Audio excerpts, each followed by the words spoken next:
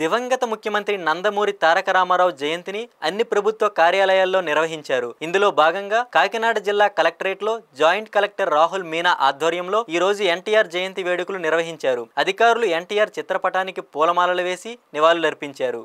అనంతరం NTR photo exhibition ఏర్పాటు చేశారు. అలాగే ఎన్టీఆర్ నటించిన పౌరాణిక సినిమాల్లోని పాత్రలను పలువురు నటులు ప్రదర్శించి ఆహుతులను ఆకట్టుకున్నారు. ఎన్టీఆర్ హావభావాలతో వారి నటన అందరినీ ఆకట్టుకుంది. ఈ సందర్భంగా జాయింట్ కలెక్టర్ మీనా, జిల్లా రెవెన్యూ అధికారి వెంకట్రావు మాట్లాడుతూ ఎన్టీఆర్ ముఖ్యమంత్రిగా చేసిన సేవలను గుర్తు చేశారు. సంక్షేమ పథకాలను ఎన్టీఆర్ ప్రారంభించారని వారు తెలిపారు.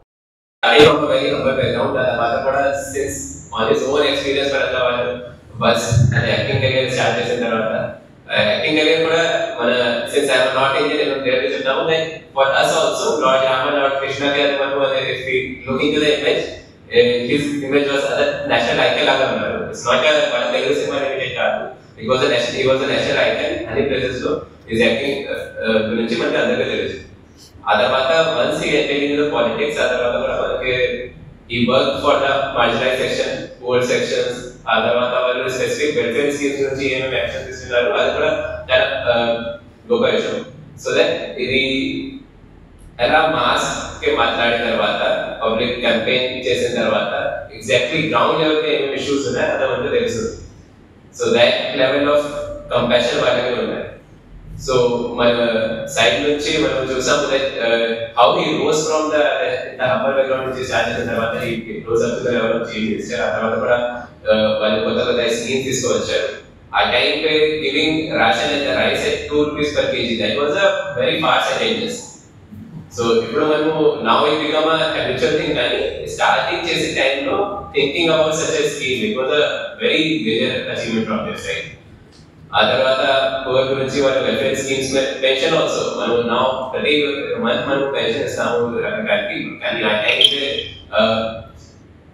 ఇందిరాగాంధీ సైడ్ నుంచి అదే సెంట్రల్ గవర్నమెంట్ స్టార్ట్ చేసిన తర్వాత పెన్షన్ స్కీమ్ దాన్ని ఆంధ్రప్రదేశ్ తీసుకొచ్చారు. ఈ స్టార్టింగ్ అనే ఇనిషియేటివ్ దట్ ఓల్డ్ పీపుల్ కి ఆ తర్వాత విలో పెన్షన్స్ లాగా గ్రౌండ్ లెవెల్ స్టేట్ లెవెల్ కూడా ఇంప్లిమెంటేషన్ చేయాలి. దాన్ని పర్మిషన్ చేస్తారు. So not just the state ఈ స్టేట్ లో కంపల్సరీ అది ప్రతి ఇంకో వరకు తెలిసిన తర్వాత he became a national icon in the sense how he started these initiatives. ఈ ప్రతి ఒక్క ఇనిషియేటివ్ లో బేస్డ్ ఆన్ ద కంపాషన్ వాళ్ళు స్టార్ట్ చేశారు.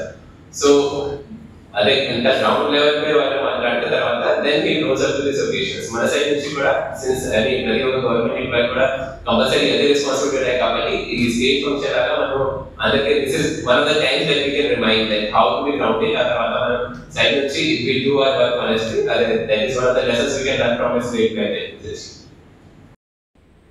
ఒక సన్నివేశం మా పరంగా ముఖ్యంగా మా తరానికి సుమారుగా ఇప్పుడు 60s వస్తున్నటువంటి తరాలందరికీ కూడా 1900 సుమారుగా 70 నుంచి 1995 వరకు అంటే సుమారు 25 సంవత్సరాల పాటు ఆయన యొక్క మా జీవితంతో కలిసి ఇంచుమించుగా అందరూ ప్రస్థానం చేసినటువంటి సందర్భం.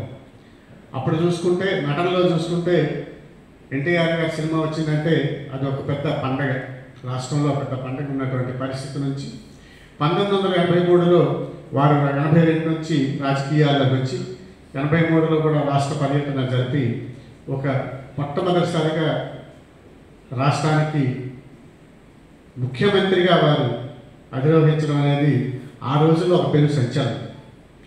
రాజకీయంలో వారు రావడమే కాదు, ముఖ్యమంత్రిగా రావడమే కాదు, మనం ఈరోజు మాట్లాడుకుంటున్నటువంటి 2 రూపాయలకు బియ్యం పథకం అనేది ఆ రోజు వారు వచ్చి ఇంట్రడ్యూస్ చేసింది. అదే ఆయన రాజకీయాల్లో ఎన్నో మార్పులు, పెను మార్పులు చేయడంతో పాటు ముఖ్యంగా రెవెన్యూలో అప్పట్లో మండలాలని ఇంట్రడ్యూస్ చేయడంతో పాటు అలాగే మనకు ఉన్నటువంటి ఇప్పుడు నేను పేర్కొన్నటువంటి 2 రూపాయల బియ్యం అనేది అలాగే ఎన్నో మన వెల్ఫేర్ స్కీమ్స్ అన్నీ కూడా ఇంట్రడ్యూస్ చేయడానికి వారు హాజరయ్యారు.